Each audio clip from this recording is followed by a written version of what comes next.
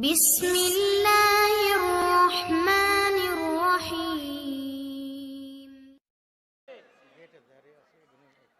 আল্লাহর গোলাম, পবিত্র কোরআন থেকে কথা বলবো।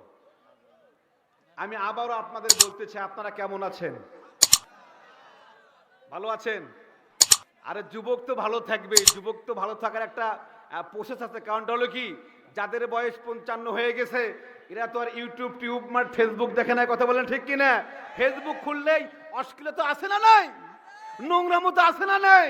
আমি বলেছি যুবক তোমরা শুনে রাখো, আমি প্রত্যেকটা যুবকের বাবাকে বলেছি, তোমরা পিতৃত্বের দায়িত্ব পালন করতে চাইলে তোমরা অ্যান্ড্রয়েড দিও না, তোমাদের ছেলে পেলে এমন জগতে যাবে যেটা গর্তকার কোনোদিন আসবে না। কথা বলেন ঠিক কিনা?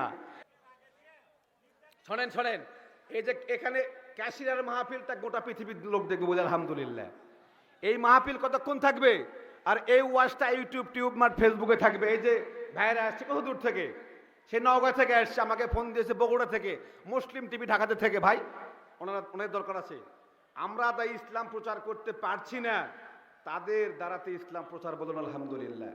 ৯৬% মুসলমানের দেশে সিয়াবাদী ছাত্ররা অশ্লীলতার পারমিশন দেওয়া হয়, ওয়াজ মাহফিলে বাধা। কথা বলেন ঠিক কিনা?